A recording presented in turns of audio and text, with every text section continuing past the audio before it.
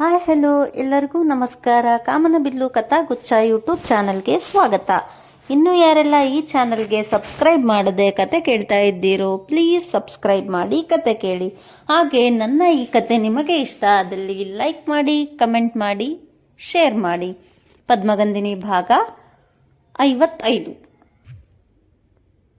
ರಾಜಶೇಖರ್ ಇಷ್ಟು ದಿನ ಯಾವುದು ಆಗಬಾರದು ಎಂದು ಎಲ್ಲಾ ಭದ್ರತೆಯನ್ನು ಮಾಡಿದನೋ ಇಂದು ನನ್ನ ಕೈ ಮೀರಿ ಎಲ್ಲವೂ ನಡೆದು ಹೋಗಿದೆ. ನನ್ನ ಮಗನನ್ನು ಆ ACP ಅರೆಸ್ಟ್ ಮಾಡಿದ್ದಾನೆ. ಈಗ ನಾನು ಅವನನ್ನು ಹೇಗೆ ಹೊರಗೆ ತರುವುದು ಹೇಳು? ನಂದಿಗೆ ನಾನು ಮೊದಲಿನಿಂದಲೂ ಹುಷಾರಾಗಿರು ಎಂದು ಹೇಳಿದೆ ಜಯ. ಆದರೆ ಅವನು ನನ್ನ ಮಾತು ಕೇಳಲಿಲ್ಲ. ಈಗ ನೋಡು ಏನಾಗಿದೆ ಅಂತ. ಇವನು ಯಾಕೆ ಧ್ರುವ ಮತ್ತೆ ಆ ಹುಡುಗಿಯ ಫೋಟೋವನ್ನು ಆ ರೀತಿ ಹಾಕಲು ಹೋದ? ಈಗ ನಾವು ಸ್ವಲ್ಪ ಯಾಮಾರಿದರೂ ನಮ್ಮ ಬುಡಕ್ಕೆ ಬರುತ್ತದೆ. ಇದನ್ನು ಹುಷಾರಾಗಿ ಹ್ಯಾಂಡಲ್ ಮಾಡಬೇಕು ಎಂದರು ರಾಜಶೇಖರ್. ಎಷ್ಟೇ ಆದರೂ ನಿನ್ನ ಮಗ ಆ ACP ಜೊತೆ ಸೇರಿಕೊಂಡಿದ್ದಾನಲ್ಲ, ಅದಕ್ಕೆ ಹೀಗೆ ಮಾತನಾಡುತ್ತಿದ್ದೀಯಾ? ಅಲ್ಲಿ ನನ್ನ ಮಗ ಜೈಲಿನಲ್ಲಿ ಹೇಗಿದ್ದಾನೋ ಏನೋ ಎನ್ನುವ ಚಿಂತೆ ನನಗಾಗಿದೆ. ನೀನು ಅದೇನು ಮಾಡ್ತೀಯೋ ನನಗೆ ಗೊತ್ತಿಲ್ಲ. ಸಂಜೆ ಎಷ್ಟರಲ್ಲಿ ನನ್ನ ಮಗ ನನ್ನ ಮನೆಯಲ್ಲಿರಬೇಕು. ಸಂಜೆಯೇ ನಿನ್ನ ಮಗ ಮನೆಗೆ ಬರಬೇಕು ಅಂದ್ರೆ ಹೇಗೆ ಆಗುತ್ತೆ ಜಯ?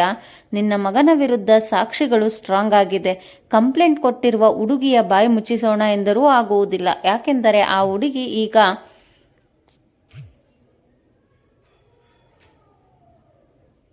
ACP ಮನೆಯಲ್ಲಿದ್ದಾಳೆ. ತಕ್ಷಣಕ್ಕೆ ನಿನ್ನ ಮಗನನ್ನು ಹೊರಗೆ ತರುವುದು ಅಷ್ಟು ಸುಲಭದ ಮಾತಲ್ಲ. ತುಂಬಾ ಕಷ್ಟ. ಈಗ ನಾನು ಏನಾದರೂ ಮಾಡಲು ಹೋದರೆ ವಿರೋಧ ಪಕ್ಷದವರ ಕೆಂಗಣ್ಣಿಗೆ ಗುರಿಯಾಗುತ್ತೇನೆ. ರಾಜಶೇಖರ್, ನಿನಗೆ ನನಗಿಂತ ನನ್ನ ಮಗನಿಗಿಂತ ನಿನ್ನ MLA ಪೋಸ್ಟ್ ಹೆಚ್ಚಾಯಿತಾ? ನೀನು ಅಲ್ಲಿ ಕೂರಲು ನಾನು ಕಾರಣ ಎನ್ನುವುದನ್ನು ಮರೆಯಬೇಡ. ಹಾಗೆಲ್ಲ ಮಾತನಾಡಬೇಡ ಜಯಪ್ರಕಾಶ್. ನನಗೆ ನಿನ್ನ ಸ್ನೇಹಕ್ಕಿಂತ ಯಾವುದೂ ಮುಖ್ಯವಲ್ಲ. ಆದರೆ ಇದೆಲ್ಲವೂ ಒಂದೇ ದಿನದಲ್ಲಿ ಆಗುವಂಥದ್ದಲ್ಲ. ನೋಡು ರಾಜಶೇಖರ್, ನೀನು ಏನ್ ಮಾಡ್ತೀಯೋ ನನಗೆ ಗೊತ್ತಿಲ್ಲ. ಆ ಹುಡುಗಿಯ ಬಾಯಿ ಮುಚ್ಚಿಸುತ್ತೀಯೋ ಇಲ್ಲ ಉಸಿರನ್ನೇ ನಿಲ್ಲಿಸ್ತೀಯೋ ನಿನಗೆ ಬಿಟ್ಟಿದ್ದು. ಇನ್ನು 24 ಗಂಟೆ ಒಳಗಡೆ ನನ್ನ ಮಗ ನನ್ನ ಮನೆಯಲ್ಲಿರಬೇಕು. ನಂದಿ ಅರೆಸ್ಟ್ ಆಗಿರುವುದು ತಿಳಿಯುತ್ತಿದ್ದ ಹಾಗೆ ಖುದ್ದು ಹೋಗಿದ್ದರು ಜಯಪ್ರಕಾಶ್. ಹಲವಾರು ವರ್ಷಗಳಿಂದ ಅದೆಷ್ಟೋ ತಪ್ಪುಗಳನ್ನು ಅಪರಾಧಗಳನ್ನು ಮಾಡುತ್ತಲೇ ಬಂದಿದ್ದಾರೆ. ಇವರ ತಪ್ಪುಗಳು ಕಾನೂನಿಗೆ ಸಣ್ಣ ಸುಳಿವು ಕೂಡ ಸಿಗದಂತೆ ಮಾಡಿಕೊಂಡು ಬಂದಿದ್ದಾರೆ. ಇದೇ ಮೊದಲ ಬಾರಿಗೆ ಮಗ ಬಂದಿಯಾಗಿರುವುದನ್ನು ಸಹಿಸಲು ಆಗುತ್ತಿಲ್ಲ ಅವರಿಗೆ. ನೋಡು ಜಯ, ಕೋಪದ ಕೈಗೆ ಬುದ್ಧಿ ಕೊಡಬೇಡ. ನೀನೇನು ಚಿಂತಿಸಬೇಡ. ನಂದಿಯನ್ನು ಹೊರತರುವುದು ನನಗೆ ಬಿಡು. ನಾನು ಏನಾದರೂ ಒಂದು ವ್ಯವಸ್ಥೆಯನ್ನು ಮಾಡುತ್ತೇನೆ ಎಂದು ಕರೆ ತುಂಡರಿಸಿದ್ದರು ರಾಜಶೇಖರ್ ಅವರಿಗೆ ಈಗ ಇಕ್ಕಟ್ಟಿಗೆ ಸಿಲುಕಿದಂತಹ ಪರಿಸ್ಥಿತಿ. ಒಂದೆಡೆ ಪಕ್ಷ, ಇನ್ನೊಂದೆಡೆ ಸ್ನೇಹಿತ, ಇನ್ನೊಂದೆಡೆ ತನ್ನ ಮಗ. ಏನು ಮಾಡುವುದು ಎಂದು ತೋಚದೆ ಕಂಗಾಲಾಗಿದ್ದಾರೆ. ಹಾಗಂತ ಮಗನಿಗೆ ಆ ಹುಡುಗಿಗೆ ಕಂಪ್ಲೇಂಟ್ ವಾಪಸ್ ತೆಗೆದುಕೊಳ್ಳಲು ಹೇಳು ಎಂದು ಹೇಳಲು ಆಗುವುದಿಲ್ಲ. ಆ ರೀತಿ ಹೇಳಿದರೆ ಕೇಳುವುದೂ ಇಲ್ಲ ಅವನು ಎಂದು ಅವರಿಗೂ ಗೊತ್ತು. ನಂದಿ ಮಾಡಿದ ಕೆಲಸದಿಂದ ಧೃತಿಗೆ ಮಾತ್ರವಲ್ಲ ಧ್ರುವನಿಗೂ ಅವಮಾನವಾಗಿದೆ ಎಂದು ಅವರೂ ಕೂಡ ಅರಿತಿದ್ದಾರೆ. ಆದರೂ ಸಹ ಮಗನ ಜೊತೆ ಒಂದು ಮಾತು ಮಾತನಾಡೋಣ ಎಂದು ಅವನು ಬರುವ ದಾರಿಯನ್ನು ಕಾಯುತ್ತಾ ಕುಳಿತಿದ್ದರು. ಅವನು ಒಳಬರುತ್ತಿದ್ದ ಹಾಗೆ ತನ್ನ ತಂದೆ ಮಂಕಾಗಿ ತಲೆಯ ಮೇಲೆ ಕೈ ಹೊತ್ತು ಕುಳಿತಿರುವುದನ್ನು ನೋಡಿ, ಏನಾಯ್ತು ಡ್ಯಾಡ್, ಯಾಕೆ ಅಪ್ಸೆಟ್ ಆಗಿರುವ ಹಾಗೆ ಇದ್ದೀರಾ? ಅವನಿಗೆ ಯಾಕೆಂದು ತಿಳಿದಿದ್ದರೂ ಬೇಕೆಂದೇ ಕೇಳಿದನು. ಧ್ರುವ, ಜಯಪ್ರಕಾಶ್ಗೆ ಅವನ ಮಗ ಎಷ್ಟು ಇಷ್ಟ ಎಂದು ನಿನಗೂ ಕೂಡ ಗೊತ್ತು. ಏನು ತಿಳಿಯದೆ ಹುಡುಗಾಟಿಕೆಯಲ್ಲಿ ತಪ್ಪು ಮಾಡಿದ್ದಾನೆ. ಇದೊಂದು ಬಾರಿ ಅವನನ್ನು ಕ್ಷಮಿಸಬಾರದಾ? ಅವನು ಈ ಕೆಲಸವನ್ನು ಹುಡುಗಾಟಿಕೆಯಿಂದ ಮಾಡಿದ್ದಲ್ಲ, ನನ್ನ ಕ್ಯಾರೆಕ್ಟರ್ನನ್ನು ಬರ್ನ್ ಮಾಡಲು ಮಾಡಿದ್ದು ಎಂದು ನಿಮಗೂ ಕೂಡ ಗೊತ್ತು. ಅಷ್ಟು ಜನರ ಮುಂದೆ ನನಗೂ ಧೃತಿಗೂ ಅವಮಾನವಾದಾಗ ಅವನ ಹುಡುಗಾಟಿಕೆ ತಡೆಯಲು ಬರಲಿಲ್ಲ ಡ್ಯಾಡ್ ಎನ್ನುತ್ತಿದ್ದ ಹಾಗೆ ಈಗ ಅವನ ತಪ್ಪು ಅವನಿಗೆ ಅರಿವಾಗಿದೆ ಧ್ರುವ. ಇದೊಂದು ಬಾರಿ ಅವನನ್ನು ಕ್ಷಮಿಸಬಹುದಲ್ಲವಾ ನೀನು? ಒಮ್ಮೆ ಪೊಲೀಸಿನವರ ಬಳಿ ಮಾತನಾಡಿದರೆ ಅವನನ್ನು ಖಂಡಿತ ಬಿಡುತ್ತಾರೆ ಎಂದರು.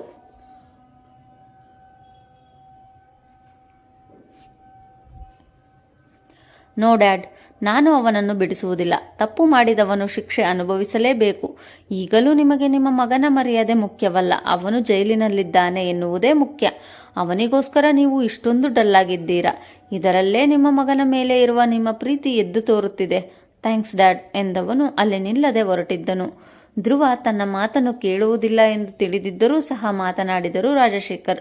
ಒಬ್ಬನೇ ಮಗ ಎಂದು ರಾಜಶೇಖರ್ಗೆ ಮಗನ ಮೇಲೆ ಎಲ್ಲಿಲ್ಲದ ಪ್ರೀತಿ. ಆದರೆ ಇಂದು ಅವನು ಪ್ರೀತಿಯ ಬಗ್ಗೆ ಆಡಿದ ಮಾತು ಕೇಳಿ ಇವರ ಮನಸ್ಸಿಗೂ ಕೂಡ ಬೇಸರವಾಯಿತು. ನಂದಿ ಅರೆಸ್ಟ್ ಆದಂತಹ 2 ದಿನಕ್ಕೆ ಜಯಪ್ರಕಾಶ್ ಅವರು ರಾಜಶೇಖರ್ ಅವರ MLA ಪದವಿಯನ್ನು ಉಪಯೋಗಿಸಿ ಅವನ ಉದ್ದೇಶಪೂರ್ವಕವಾಗಿ ಹೀಗೆ ಮಾಡಿಲ್ಲ, ರ್ಯಾಗಿಂಗ್ ಮಾಡಲು ಹುಡುಗಾಟಿಕೆಯಲ್ಲಿ ಹೀಗೆ ಮಾಡಲು ಹೋಗಿ ಹೀಗೆಲ್ಲ ಮಾಡಿದ್ದಾನೆ ಎನ್ನುವ ವಿಷಯವನ್ನು ಇಟ್ಟುಕೊಂಡು ನಂದಿಗೆ ಬೇಲ್ ಸಿಗುವ ಹಾಗೆ ಮಾಡಿದ್ದರು. ಅವನು ಬೇಲ್ ಮೂಲಕ ಹೊರ ಬಂದಿದ್ದನು. ಅವನು ಬೇಲ್ ಮೂಲಕ ಹೊರ ಬಂದರೂ ಸಹ ಕಾಲೇಜಿಗೆ ಹೋಗುವ ಆಗಿರಲಿಲ್ಲ. ಅದಾಗಲೇ ಆ ಕಾಲೇಜಿನಲ್ಲಿ ಡಿಬಾರ್ ಮಾಡಿದ್ದರು. ನಿನ್ನನ್ನು ಬೇರೆ ಕಾಲೇಜಿಗೆ ಸೇರಿಸುತ್ತೇನೆ, ಅಲ್ಲಿಗೆ ಸೇರಿಕೋ ಎಂದರೂ ಸಹ ಒಪ್ಪದವನು ನಾನು ಇನ್ನು ಮುಂದೆ ಓದುವುದಿಲ್ಲ ಎಂದು ತನ್ನ ಓದಿಗೆ ಆಗಲೇ ಎಳ್ಳು ನೀರು ಬಿಟ್ಟು ತನ್ನ ತಂದೆಯ ಕೆಟ್ಟ ಕೆಲಸಗಳಿಗೆ ಕೈ ಜೋಡಿಸಿದನು. ಆಗಲೇ ಧೃತಿ ಅವರ ಮನೆಗೆ ಬಂದು ವಾರದ ಮೇಲಾಗಿತ್ತು. ಅವಳ ಕಾಲು ಪೂರ್ತಿ ಅಲ್ಲದಿದ್ದರೂ ತಕ್ಕ ಮಟ್ಟಿಗೆ ಗುಣವಾಗಿತ್ತು. ಆದಿ ಕೆಲಸಕ್ಕೆಂದು ಬೆಳಗ್ಗೆ ಹೋದರೆ ಕೆಲವೊಮ್ಮೆ ತಡರಾತ್ರಿಯಲ್ಲಿ ಮನೆಗೆ ಬರುತ್ತಿದ್ದನು. ಇನ್ನು ದತ್ತಾತ್ರೇಯ ಅವರನ್ನು ಇವಳೇ ಬಲವಂತ ಮಾಡಿ ಶಾಲೆಗೆ ಕಳುಹಿಸುತ್ತಿದ್ದಳು. ಒಬ್ಬಳೇ ಮನೆಯಲ್ಲಿ ಇರಲು ಬೇಸರವಾಗಿ ಮನೆಯೆಲ್ಲ ಓಡಾಡಿಕೊಂಡು ಸಣ್ಣ ಪುಟ್ಟ ಕೆಲಸಗಳನ್ನು ಸಹ ಮಾಡುತ್ತಿದ್ದಳು. ಅಂಕಲ್, ಕಾಲು ಹುಷಾರಾಗಿದೆ, ನಾನು ನಾಳೆಯಿಂದ ಕಾಲೇಜಿಗೆ ಹೋಗುತ್ತೇನೆ. ದತ್ತಾತ್ರೇಯ ಅವರು ರಾತ್ರಿಗೆ ಅಡುಗೆ ಮಾಡುತ್ತಿದ್ದರೆ ಇವಳು ಶೆಲ್ಫ್ ಮೇಲೆ ಕುಳಿತು 2 ಕಾಲುಗಳನ್ನು ಮಕ್ಕಳ ಹಾಗೆ ತೂಗುತ್ತಾ ಸಾಂಬಾರಿಗೆ ಹೆಚ್ಚಿ ಹಾಕಲು ತೊಳೆದು ಇರಿಸಿದ್ದ ಕೊತ್ತಂಬರಿ ಸೊಪ್ಪಿನ ಒಂದೊಂದೇ ಎಸಳನ್ನು ತಿನ್ನುತ್ತಾ ಹೇಳಿದಳು. ಊಟ ಆಗಲೇ 1 ವಾರದಿಂದ ನೀನು ಕಾಲೇಜ್ಗೆ ಹೋಗದೆ ನಿನಗೆ ಲಾಸ್ ಆಗಿದೆ. ಲ್ಯಾಬ್, ಪ್ರಾಕ್ಟಿಕಲ್, ಅಸೈನ್ಮೆಂಟ್ ತುಂಬ ಇರುತ್ತೆ. ಆಮೇಲೆ ನಿನಗೆ ಏನೂ ಅರ್ಥವಾಗುವುದಿಲ್ಲ. ಸರಿ, ನಾಳೆಯಿಂದ ಹೋಗು ಎಂದರು. ಅಂಕಲ್, ಕೆಲವು ಫ್ರೆಂಡ್ಸನ್ನು ವಿಚಾರಿಸಿದ್ದೇನೆ. ಕಾಲೇಜಿಗೆ ಅರ್ಧ ಕಿಲೋಮೀಟರ್ ದೂರದಲ್ಲಿ ಒಂದು ಲೇಡೀಸ್ ಹಾಸ್ಟೆಲ್ ಇದೆಯಂತೆ. ನಾನು ಕೂಡ ಅಲ್ಲಿಗೆ ಹೋಗೋಣ ಎಂದು ಯೋಚಿಸಿದ್ದೇನೆ. ನಾಳೆ ಅಲ್ಲಿಗೆ ಹೋಗಿ ನೋಡಿಕೊಂಡು ಬಂದು ನಾಡಿದ್ದು ಹಾಸ್ಟೆಲ್ಗೆ ಹೋಗುತ್ತೇನೆ ಎಂದು ಧೃತಿ ಹೇಳಿದ ಮಾತನ್ನು ಕೇಳುತ್ತಿದ್ದ ಹಾಗೆ ತರಕಾರಿಯನ್ನು ಕತ್ತರಿಸುತ್ತಿರುವ ಕೈಗಳು ಹಾಗೆ ತಟಸ್ಥವಾದವು. ಯಾಕೆ ಪುಟ್ಟ, ನಮ್ಮ ಮನೆ ನಿನಗೆ ಇಡಿಸಲಿಲ್ಲವಾ? ಅವರ ಧ್ವನಿ ಅದಾಗಲೇ ಭಾವುಕವಾಗುತ್ತಿತ್ತು. ನಿಮ್ಮ ಮನೆ ನನಗೆ ತುಂಬ ಇಡಿಸಿದೆ ಅಂಕಲ್. ನಾನು ಹೇಳಿದ್ದು ಹಾಗಲ್ಲ. ಇನ್ನೆಷ್ಟು ದಿನ ಅಂತ ನಾನು ನಿಮ್ಮ ಮನೆಯಲ್ಲಿಯೇ ಇರಲು ಆಗುತ್ತದೆ ಹೇಳಿ ಎಂದರೆ, ಹೌದಲ್ವ ಪುಟ್ಟ, ಯಾರೋ ಗುರುತು ಪರಿಚಯ ಇಲ್ಲದೆ ಇರುವವರ ಮನೆ ಎಷ್ಟು ದಿನ ಇರಲು ಆಗುತ್ತದೆ ಹೇಳು? ಇದನ್ನು ನಾನು ಯೋಚಿಸಲೇ ಇಲ್ಲ.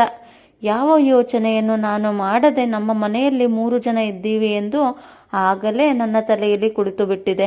ನಾವು ಇರುವುದು ಇಬ್ಬರೇ ಅಲ್ವಾ? ನನಗೆ ಮರೆತೇ ಹೋಗಿತ್ತು. ಜ್ಞಾಪಿಸಿದ್ದಕ್ಕೆ ಥ್ಯಾಂಕ್ ಯು ಪುಟ್ಟ. ಇಷ್ಟು ಮಾತನ್ನು ಹೇಳುವಷ್ಟರಲ್ಲಿ ಆಗಲೇ ಕನ್ನಡಕದ ಒಳಗಿದ್ದ ಅವರ ಕಣ್ಣುಗಳು ತುಂಬಿದ್ದವು. ಮುಂದಿನ ಮಾತು ಬಾರದೆ ಮೌನವಾಗಿ ಉಳಿದು ಬಿಟ್ಟರು. ದತ್ತಾತ್ರೇಯ ಅವರ ಮಾತಿನ ಒಳಾರ್ಥ ಧೃತಿಗೆ ಬಹುಬೇಗನೆ ಅರ್ಥವಾಗಿ ಹೋಗಿ ಶೆಲ್ಫಿನಿಂದ ಕೆಳಗೆ ಇಳಿದವಳು, ಅಂಕಲ್, ಯಾಕೆ ಹೀಗೆಲ್ಲ ಮಾತನಾಡುತ್ತಿದ್ದೀರಾ ಎಂದಳು. ಇಲ್ಲ ಪುಟ್ಟ, ನಾನು ಸರಿಯಾಗಿಯೇ ಮಾತನಾಡುತ್ತಿದ್ದೇನೆ. ಆದರೆ ನೀನು ಇನ್ನೂ ನಮ್ಮನ್ನು ಅಪರಿಚಿತರ ರೀತಿಯೇ ನೋಡುತ್ತಿದ್ದೀಯ. ನಾವು ಒಳ್ಳೆಯವರೋ ಕೆಟ್ಟವರೋ ಎನ್ನುವ ಭಯ ನಿನಗೂ ಇರುತ್ತೆ ಅಲ್ವಾ? ನೀನು ಇಲ್ಲಿಯೇ ಇರಬೇಕು ಎಂದು ಬಲವಂತ ಮಾಡುವುದಿಲ್ಲ ಪುಟ್ಟ ಎಂದು ಹೇಳುತ್ತಾ ಹೊರಬರಲು ತಿರುಗಿದವರಿಗೆ ಅಲ್ಲಿಯೇ ಆದಿ ನಿಂತಿರುವುದು ಕಾಣಿಸಿತು. ಇವರ ಮಾತು ಶುರುವಾಗುವ ಮುನ್ನವೇ ಅಲ್ಲಿಗೆ ಬಂದವನು ಪುಟ್ಟ ಮಕ್ಕಳ ಹಾಗೆ ಶೆಲ್ಫ್ ಮೇಲೆ ಕುಳಿತು ಕಾಲನ್ನು ತೂಗುತ್ತಾ ಕೊತ್ತಂಬರಿ ತಿನ್ನುವುದನ್ನು ನೋಡಿಕೊಂಡು, ಇವಳೇನು ಮಾಸ್ಟರ್ ಡಿಗ್ರಿ ಮಾಡುವ ಹುಡುಗಿಯಾ, ಇಲ್ಲ ಕಾನ್ವೆಂಟಿಗೆ ಹೋಗುವ ಪುಟ್ಟ ಮಗುವ ಎಂದುಕೊಂಡು ಅವಳನ್ನೇ ನೋಡುತ್ತಾ ನಿಂತಿದ್ದನು. ನಂತರ ಧೃತಿ ಹಾಗೂ ದತ್ತಾತ್ರೇಯ ಅವರ ಸಂಭಾಷಣೆ ಶುರುವಾಗುತ್ತಿದ್ದ ಹಾಗೆ ಗಂಭೀರವಾಗಿ ಅವರ ಮಾತುಗಳನ್ನು ಕೇಳುತ್ತಾ ಉಳಿದನು. ಕನ್ನಡಕವನ್ನು ತೆಗೆದು 2 ಬೆರಳಿನಲ್ಲಿ ತಮ್ಮ ಕಣ್ಣನ್ನು ಒತ್ತಿಕೊಂಡವರು, ಆದಿ, ಧೃತಿ ಪುಟ್ಟ ನಾಳೆ ಹಾಸ್ಟೆಲ್ಗೆ ಹೋಗುತ್ತಾಳಂತೆ. ನೀನೇ ಅಲ್ಲಿಗೆ ಹೋಗಿ ವಿಚಾರಿಸಿ ಅವಳನ್ನು ಅಲ್ಲಿ ಬಿಟ್ಟು ಬಾ ಎಂದು ಹೇಳಿ ಹೊರ ಹೋಗಿದ್ದರು. ಅಯ್ಯೋ, ಇವರು ಯಾವಾಗ ಬಂದ್ರು? ನಮ್ಮ ಮಾತನ್ನು ಕೇಳಿಸಿಕೊಂಡಿದ್ದಾರೆ ಎನಿಸುತ್ತದೆ. ಏನೋ ತಿಳಿದುಕೊಂಡರೋ ಏನೋ ಗೊತ್ತಿಲ್ಲ. ಅಲ್ಲ, ನಾನು ಇಲ್ಲಿರುವುದನ್ನು ಅಪ್ಪನಿಗೂ ಸಹ ಹೇಳಿಲ್ಲ. ಅವರಿಗೆ ಗೊತ್ತಾದರೆ ನನ್ನನ್ನು ಓದು ಬಿಡಿಸಿ ಖಂಡಿತ ಊರಿಗೆ ಕರೆದುಕೊಂಡು ಹೋಗುತ್ತಾರೆ. ಅಂಕಲ್ ನೋಡಿದರೆ ಇಷ್ಟು ದುಃಖದಲ್ಲಿ ಮಾತನಾಡುತ್ತಿದ್ದಾರೆ. ಇವರಿಗೆ ನಾನು ಹೇಗೆ ಅರ್ಥ ಮಾಡಿಸುವುದು ಎಂದು ತನ್ನ ಯೋಚನೆಯಲ್ಲೇ ಕಳೆದು ಹೋಗಿದ್ದವಳನ್ನು ಎಚ್ಚರಿಸಿದ್ದು ಅನ್ನಕ್ಕೆ ಇರಿಸಿದ್ದ ಕುಕ್ಕರ್ ವಿಷಲ್ ಕೂಗುತ್ತಿದ್ದ ಹಾಗೆ ಮಿಸುಕಿದ ರೀತಿ ಎಚ್ಚೆತ್ತವಳು ಅದರಿಂದ ದೂರ ಸರಿದು ನಿಂತಳು. ತನ್ನ ಪ್ಯಾಂಟಿನ ಕಿಸೆಯೊಳಗೆ ಕೈ ಇರಿಸಿ ಬಾಗಿಲಿನಲ್ಲಿ ನಿಂತಿದ್ದವನು ಒಳ ಬಂದು ಸ್ಟವ್ ಆಫ್ ಮಾಡಿ ಧೃತಿಯ ಮುಂದೆ ನಿಂತನು. ಧೃತಿ, ನೀನು ಈ ಮನೆಗೆ ಬಂದ ದಿನವೇ ನಾನು ನಿನ್ನ ಡೀಟೇಲ್ಸ್ ಕಲೆಕ್ಟ್ ಮಾಡುತ್ತಿದ್ದಾಗ ಮಾವ ಏನು ಹೇಳಿದ್ರು ಗೊತ್ತಾ? ಆದಿ ಅನ್ನ ಬೆಂದಿದೆಯಾ ಇಲ್ಲವಾ ಎಂದು ಒಂದು ಅಗುಳು ನೋಡಿದರೆ ಸಾಕು, ಪೂರ್ತಿ ಅನ್ನ ಹೇಗಾಗಿದೆ ಎಂದು ತಿಳಿಯುತ್ತದೆ. ಹಾಗೆ ಧೃತಿ ಕೂಡ ತುಂಬಾ ಒಳ್ಳೆಯ ಹುಡುಗಿ ಎಂದು ಹೇಳಿದ್ದರು. ನೀನು ಯಾರು ಎಂದು ತಿಳಿಯದೆ ಇರುವಾಗಲೇ ನಿನ್ನ ಮೇಲೆ ಅಷ್ಟು ನಂಬಿಕೆ ಅವರಿಗೆ. ನಾನು ನೋಡಿದಂತಹ ಮಾವ ಇಷ್ಟು ವರ್ಷಗಳಲ್ಲಿ ಖುಷಿಯಾಗಿರುವುದು ನಿನ್ನ ಜೊತೆ ಇದ್ದಂತಹ ದಿನಗಳು ಮಾತ್ರ. ಅವರ ಇಷ್ಟು ವರ್ಷದ ವೃತ್ತಿ ಜೀವನದಲ್ಲೂ ಅಷ್ಟೇ. ಅವರ ವಿದ್ಯಾರ್ಥಿಗಳನ್ನು ತುಂಬಾ ಇಷ್ಟಪಡುತ್ತಾರೆ. ಆದರೆ ಸ್ಕೂಲಿನಿಂದ ಮನೆಗೆ ಬರುತ್ತಿದ್ದ ಹಾಗೆ ಮತ್ತದೇ ಒಂಟಿತನ ಅವರಿಗೆ. ಆದರೆ ನೀನು ಮನೆಗೆ ಬಂದಾಗಿನಿಂದ ಅವರಲ್ಲಿ ಹೊಸ ಚೈತನ್ಯ ಮೂಡಿದೆ. ಯಾವಾಗಲೂ ಲವಲವಿಕೆಯಿಂದ ಖುಷಿಯಾಗಿ ಇರುತ್ತಾರೆ. ಅದರಲ್ಲೂ ನಿನ್ನ ಜೊತೆ ಮಾತನಾಡುವಾಗಲಂತೂ ನಿನ್ನ ವಯಸ್ಸಿನ ಮಾವನನ್ನೇ ನೋಡುತ್ತೇನೆ ನಾನು. ಅವರ ವಯಸ್ಸನ್ನೇ ಮರೆತು ನಿನ್ನ ಜೊತೆ ಖುಷಿಯಾಗಿ ಮಾತನಾಡುತ್ತಾರೆ. ಇಷ್ಟು ವರ್ಷದಲ್ಲಿ ಅವರ ಕಣ್ಣಿನಲ್ಲಿ ಮೊದಲ ಬಾರಿಗೆ ಕಣ್ಣೀರು ನೋಡಿದೆ. ಅದು ನಿನ್ನ ವಿಷಯಕ್ಕೆ. ಹೇಳುವಷ್ಟು ಹೇಳಿದ್ದೇನೆ. ಇನ್ನು ನಿರ್ಧಾರ ನಿನಗೆ ಬಿಟ್ಟಿದ್ದು. ನಮ್ಮ ಮನೆಯಲ್ಲಿ ನಿನಗೆ ತೊಂದರೆ ಆಗುತ್ತದೆ ಎನಿಸಿದರೆ ನೀನು ಹಾಸ್ಟೆಲ್ಗೆ ಹೊರಡಬಹುದು ಎಂದು ಹೇಳಿ ಅಲ್ಲಿಂದ ಹೊರ ಬಂದಿದ್ದನು. ಮುಂದುವರಿಯುವುದು. ಧನ್ಯವಾದಗಳು.